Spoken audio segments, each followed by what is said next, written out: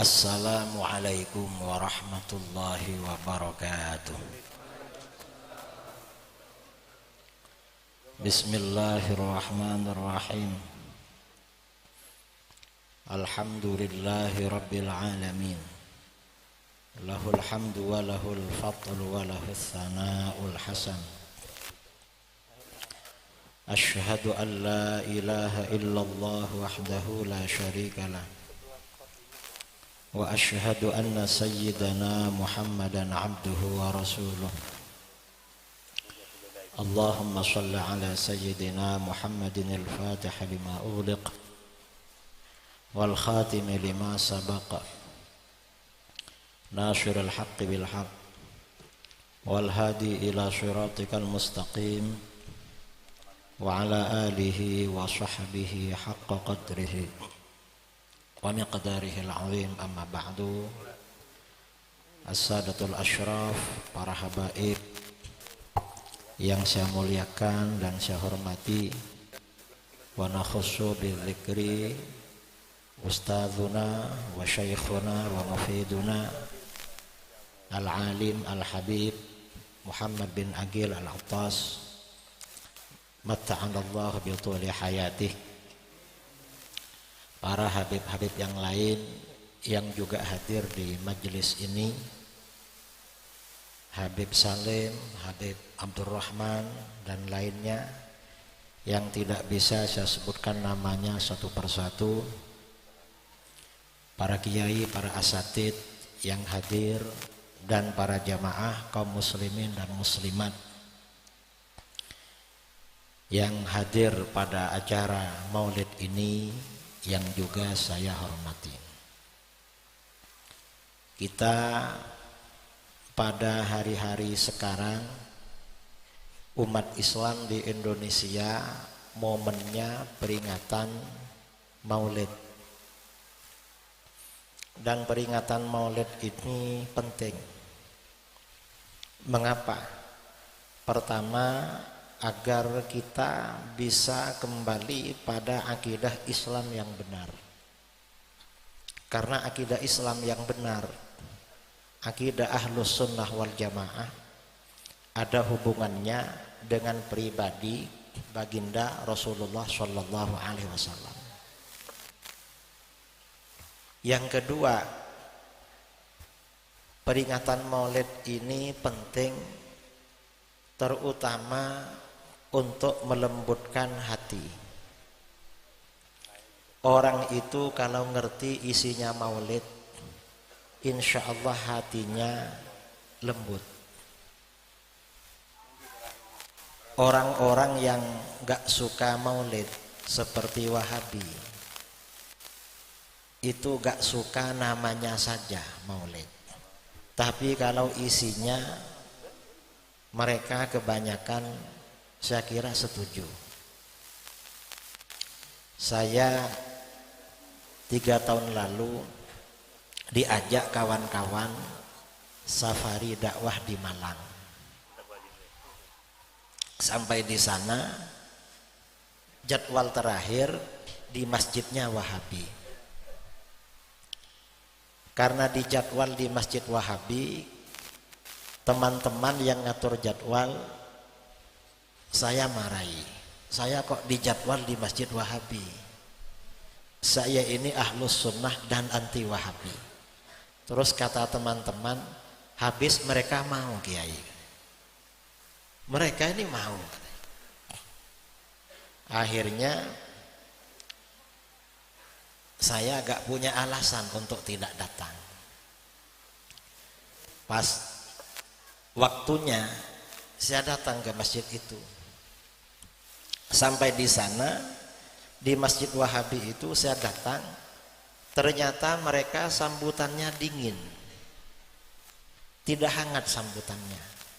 Saya salami, mereka hanya ngasih tangannya satu, tidak ada senyum, gak ada respon, pertanda sambutannya dingin.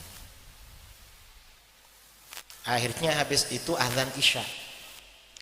Pas azan Isya, mungkin karena satu-satunya di masjid yang pakai gamis, saya diminta jadi imam. Lalu saya jadi imam. Saya berusaha untuk menjadi imam dengan fasih waktu itu. Karena di depan orang-orang Wahabi. Mereka banyak yang fasih baca Quran. Selesai sholat, saya baca zikir jahar. Saya sengaja zikirnya jahar. Ternyata mereka ikut baca zikir. Habis itu saya baca doa. Ternyata mereka baca amin juga. Saya mikir-mikir, jangan-jangan ini Wahabi abal-abal. Tapi memang Wahabi. Habis itu saya ceramah. Ceramah yang saya sampaikan isinya maulid. Tentang keagungan baginda Rasulullah SAW. Cuma saya gak bilang maulid karena saya tahu mereka alergi maulid. Saya terangkan keagungan Rasulullah SAW yang ada di dalam maulid. Selesai ceramah, ada tanya jawab kira-kira 15 menit. Habis itu acara ditutup. Apa yang terjadi? Selesai acara, satu masjid cium tangan saya. Tadinya cuek, cuma tangannya dikasihkan, gak ada senyum, gak ada sapaan basa-basi. Lalu mereka ketika saya mau pulang, kata mereka, Kiai kapan kesini lagi? Coba dekat-dekat rumah saya, mungkin saya bikin rutinan. Nah, artinya apa? Memang akidah yang benar, terutama menyangkut pribadi baginda Rasulullah SAW, itu akan melembutkan hati. Itu yang saya alami waktu itu. Nah, kita merayakan maulid ini tujuannya memang menjelaskan keagungan baginda Rasulullah SAW. Karena kalau orang ini gak tahu keagungan baginda Rasulullah, mudah belok kanan atau belok kiri. Karena ahlus sunnah yang benar ini, kata Sayyidina Ali bin Abi Thalib, ahlus sunnah khairun nas an-namatul awsat. Sebaik-baik golongan adalah kelompok moderat, kelompok netral, jalan lurus. Yalhaqu bihim at-tali. Orang yang tertinggal akan menyusul mereka. Yang muqassir ya, yang teledor itu akan menyusul. Wa yarji'u ilaihim al-ghali. Sementara orang yang berlebih-lebihan, yang kelewat batas, melampaui batas, akan mundur ke belakang kembali pada mereka. Artinya apa? Ahlus sunnah ini memang kelompok moderat, kelompok netral. Kemudian dari kelompok netral ini kemudian ada yang belok kanan, ada yang belok kiri. Yang belok kiri ini harus kembali lagi ke tengah. Lalu yang belok kanan kembali juga ke tengah. Yang belok kanan siapa? Yang belok kanan ini Wahabi wa ashabuhu. Itu belok kanan. Yang belok kiri liberal, nasab, wa ashabuhu. Ya kelompok nasab itu kan belok kiri. Dan ini memang ini harus ke tengah. Kelompok kanan dengan kelompok kiri ini selalu menyeret-nyeret yang tengah.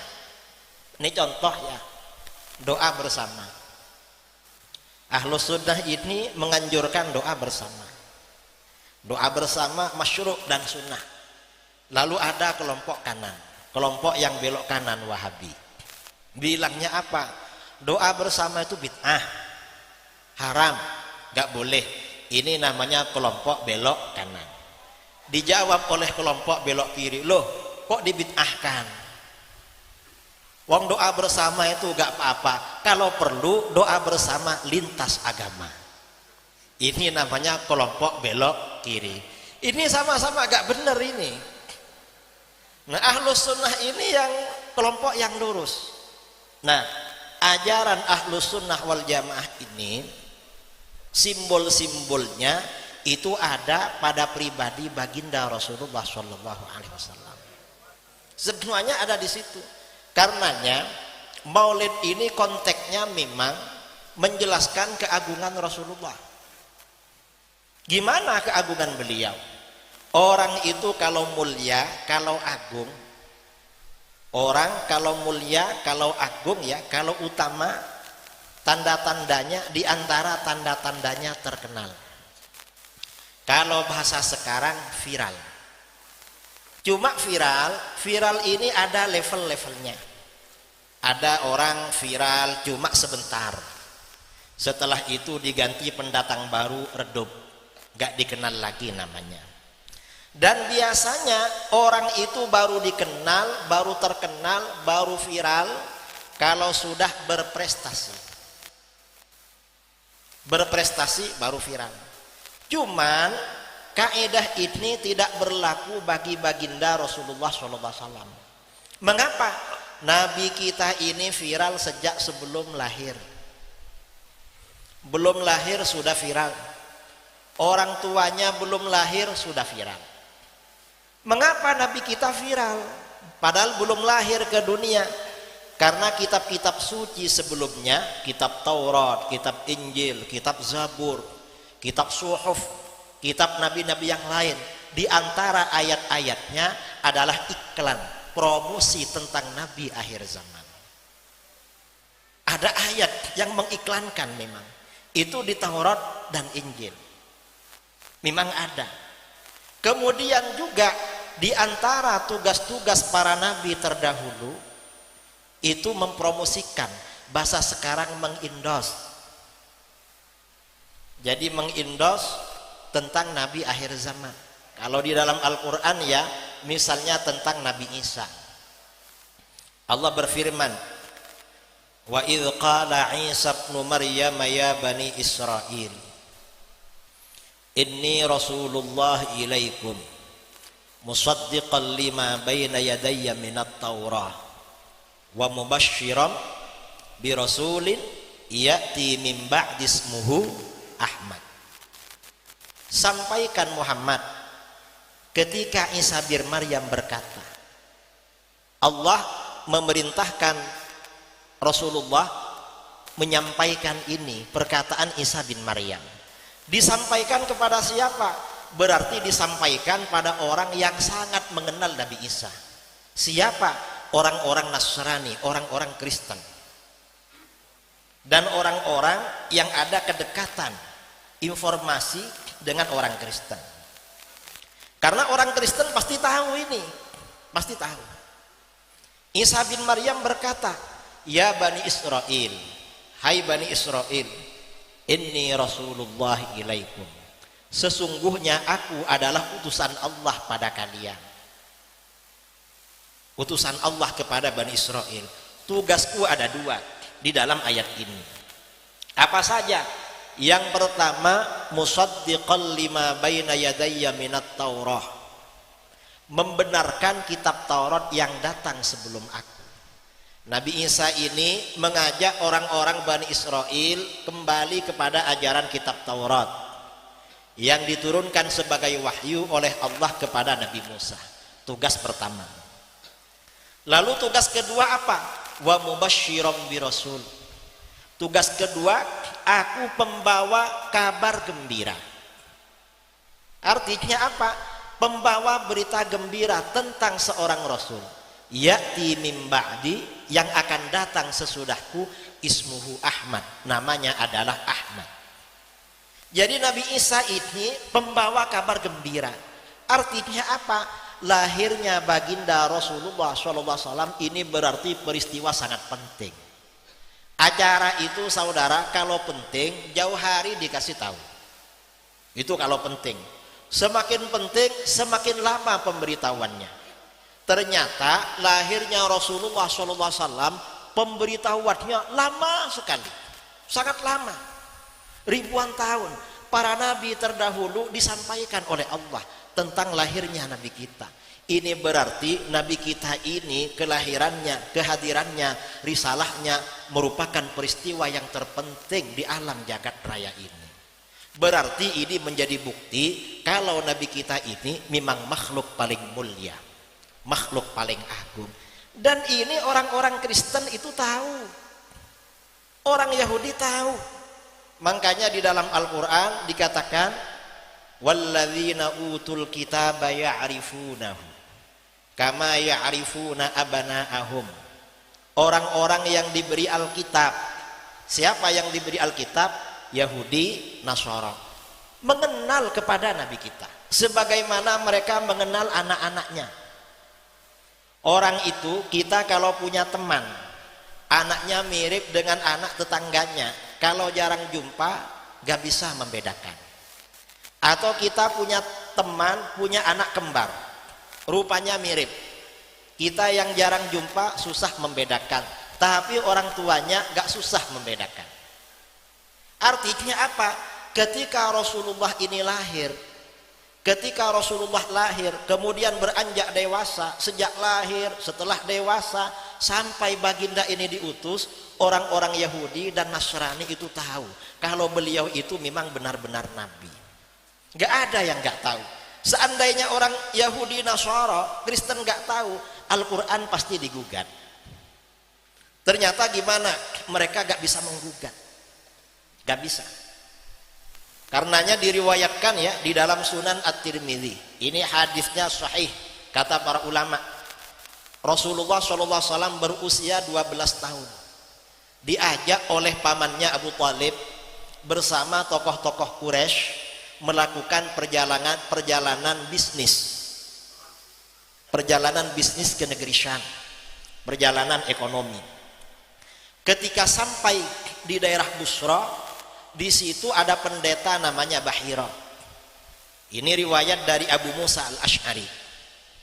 Pendeta Bahira ini orangnya cuek, gak pernah turun dari tempatnya dia beribadah. Karena di situ memang tempat transitnya orang Quraisy. Sampai di desa Busra, dari tahun ke tahun setiap pergi ke Syam biasanya transit di situ. Istirahat. Pendeta Bahira gak pernah keluar. Ketika Abu Thalib mengajak keponakannya, Rasulullah berusia 12 tahun, pendeta Bahira ini turun lalu mendatangi perkumpulan orang-orang Quraisy ini. Setelah melihat Rasulullah yang usia 12 tahun, langsung beliau menunjuk, nah ini orangnya, kata, gak salah lagi. Lah apa maksudnya? Kata pendeta Bahira, hadza sayyidul alamin, ini penghulu alam semesta. Hadza rasulu rabbil alamin, ini rasul Tuhan alam semesta. Yab'atsuhullahu rahmatan lil alamin, Allah mengutusnya membawa rahmat bagi semesta alam. Orang-orang Quraisy terkejut karena mereka gak mengerti Alkitab. Orang ummi, buta huruf, gak ngerti apa-apa. Tanya mereka sama Bahira, ma ilmu, dari mana kamu tahu? Tahu dari mana? Kata pendeta Bahira, innakum hina asyraftum minal aqabah lam yabqa syajarun wala hajar illa kharra lahu sajida wala yasjudan illa li nabi. Tadi kalian sejak turun dari bukit itu, dilihat kalian sejak turun dari bukit, tidak ada batu dan pohon, tidak tersisa batu dan pohon kecuali bersujud pada anak ini. Batu dan pohon tidak akan bersujud kecuali kepada seorang nabi. Mungkin pendeta Bahira ini diberi karomah oleh Allah. Pendeta yang soleh diberitahu gimana caranya batu dan pohon bersujud kepada beliau. Orang-orang musyrik, orang Quraisy gak tahu, cuma Bahira yang tahu. Kemudian habis itu pendeta Bahira bikin makanan. Setelah bikin makanan, kemudian orang-orang dipanggil, makanannya dihidangkan pada mereka. Begitu dihidangkan, ternyata Rasulullah sedang menjaga onta. Lalu pendeta Bahira akan memberi makanan, minta agar anak muda itu dipanggil. Rasulullah menghampiri, sementara orang-orang Quraisy ini segera mendatangi naungan pohon, bernaung di bawah pohon. Begitu Rasulullah ini ada di bawah pohon, naungannya pohon ini beralih pada beliau. Naungannya tidak menaungi mereka, tapi memberi naungan pada beliau Shallallahu Alaihi Wasallam. Memang beda saudara. Kita ini kalau bernaung ya, kalau matahari di sebelah utara, mestinya di sebelah selatan, baru bernaung. Tapi Rasulullah ada dimanapun, bayangannya ikut beliau. Dan ketika Rasulullah menghampiri dari sekawanan onta datang kepada mereka, ada mendung yang menaungi. Akhirnya apa? Kata pendeta Bahiro, ini mana walinya ini? Walinya mana? Abu Thalib datang, saya. Ini siapa? Dalam satu riwayat kata Abu Thalib, ini anak saya. Kata Bahiro, ini gak mungkin anak kamu. Karena di dalam kitab suci, ini anak yatim. Gak mungkin. Lalu kata Abu Thalib, betul, ini keponakan saya. Kata Abu Thalib, segera bawa pulang. Segera bawa pulang. Mengapa? Karena kalau orang-orang Rum, orang-orang Romawi, orang-orang Rum ya, atau orang-orang Kristen Yahudi tahu, nanti dibunuh. Akhirnya dibawa pulang saudara. Nah, ini artinya apa? Lahirnya Rasulullah SAW ke dunia ini sudah diketahui oleh jagat raya. Para ahli agama semuanya sudah tahu. Mengapa diberitahu terlebih dahulu? Agar tidak ada hujah, gak ada alasan bagi mereka untuk tidak beriman kepada baginda Rasulullah SAW. Nah, kemudian terkait dengan ajaran ahlus sunnah ya, berkaitan dengan pribadi baginda Rasulullah SAW yang perlu kita tahu. Pertama apa? Rasulullah ini makhluk paling mulia. Di dalam Al-Quran dikatakan, wa ma arsalnaka illa rahmatan lil alamin. Kami tidak mengutusmu Muhammad melainkan sebagai rahmat bagi semesta alam. Ini yang membedakan nabi kita dengan nabi-nabi sebelumnya. Kalau nabi-nabi sebelumnya diutus oleh Allah membawa rahmat khusus kaumnya saja, itu pun yang dapat cuma yang beriman, yang gak beriman diazab.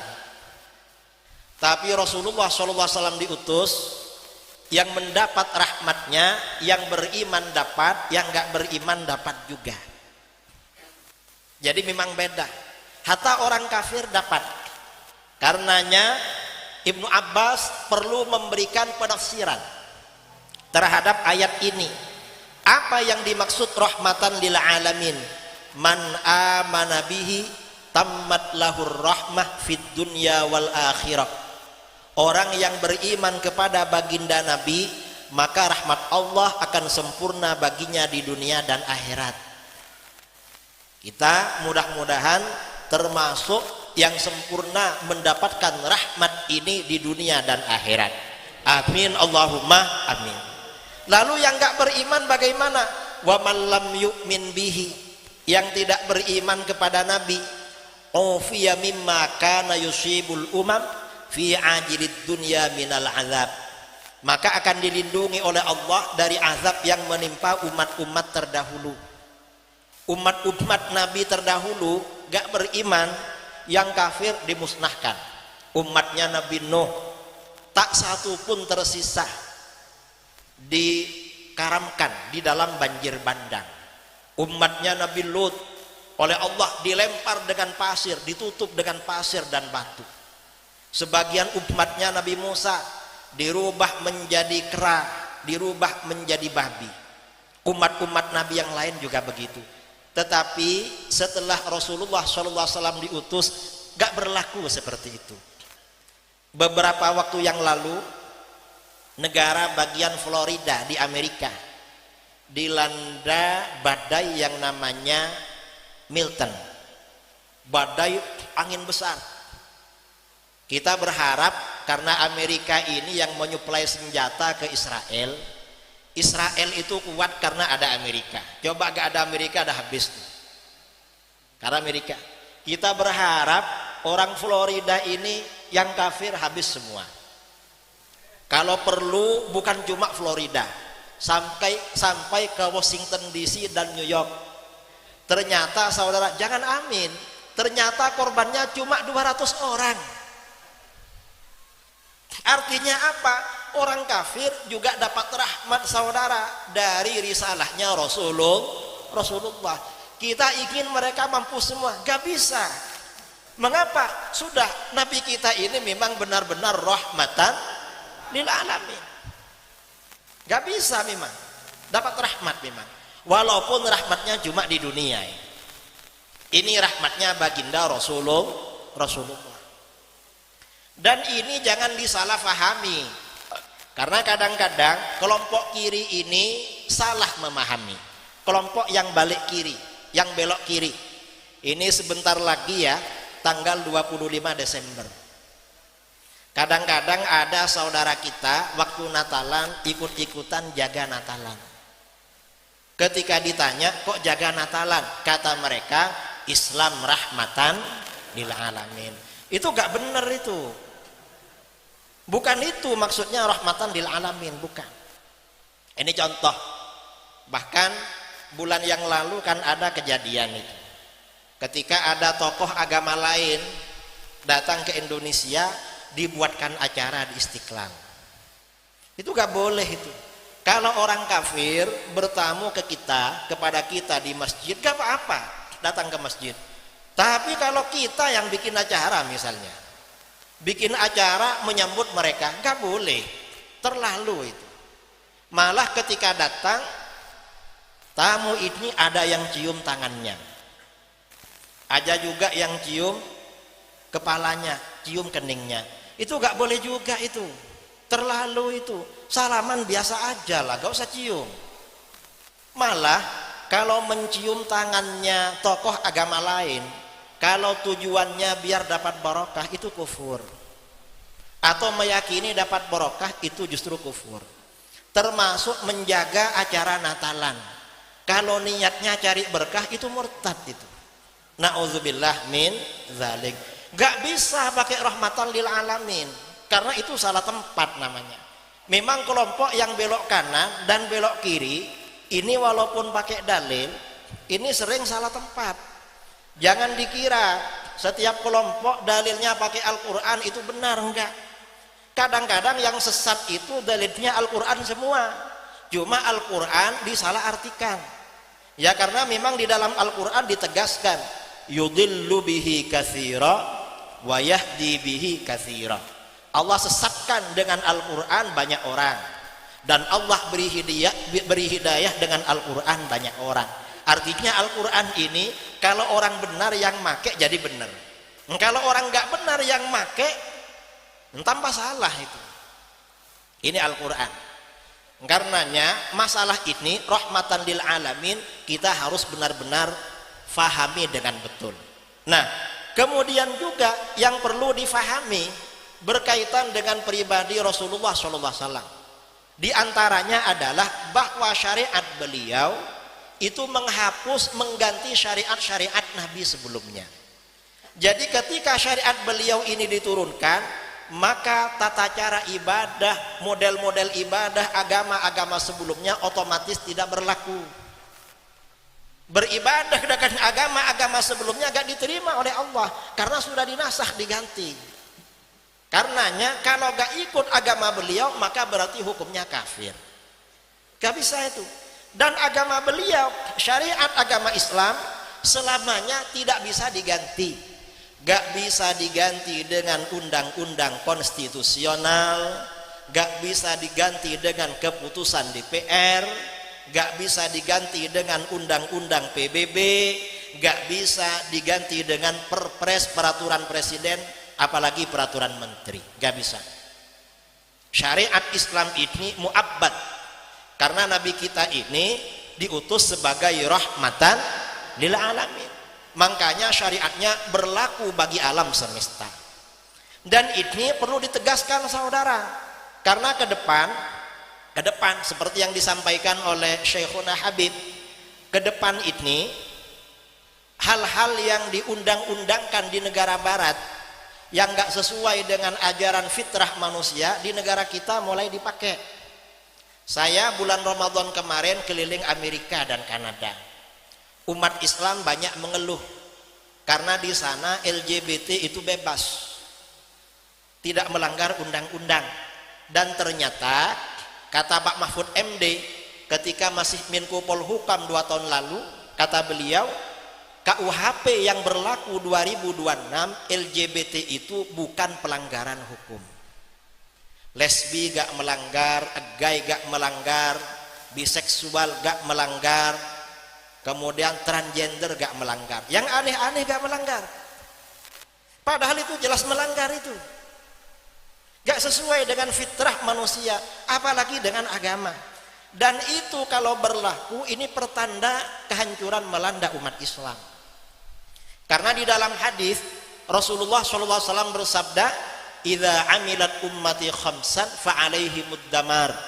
Apabila umatku melakukan 5 perkara, kehancuran melanda mereka.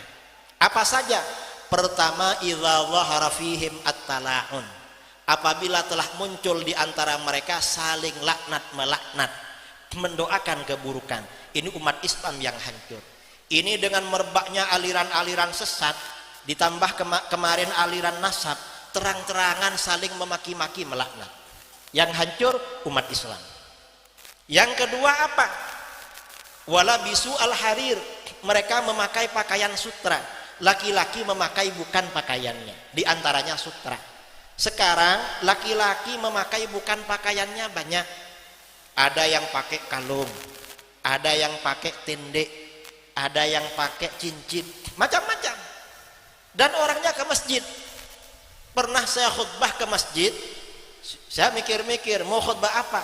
Ada jamaah masjid pakai kalung, saya langsung khutbah pakai hadis ini, biar dia tuh tahu, karena gak boleh memang. Kemudian yang ketiga apa? Yang kedua, kemudian yang ketiga, wasyaribu al-khumur, meminum minuman keras. Sekarang ini minuman keras itu sudah benar-benar merajalela dan banyak modifikasinya. Sudah gak berbentuk minuman, berbentuk pil, berbentuk kapsul, berbentuk sabu-sabu. Dan ini saudara, bandarnya di mana-mana. Saya tadi malam mendarat dari Medan. Kawan-kawan para asatid di Medan itu resah karena hampir tiap kampung katanya selalu ada bandar narkoba. Na'udzubillah min dzalik.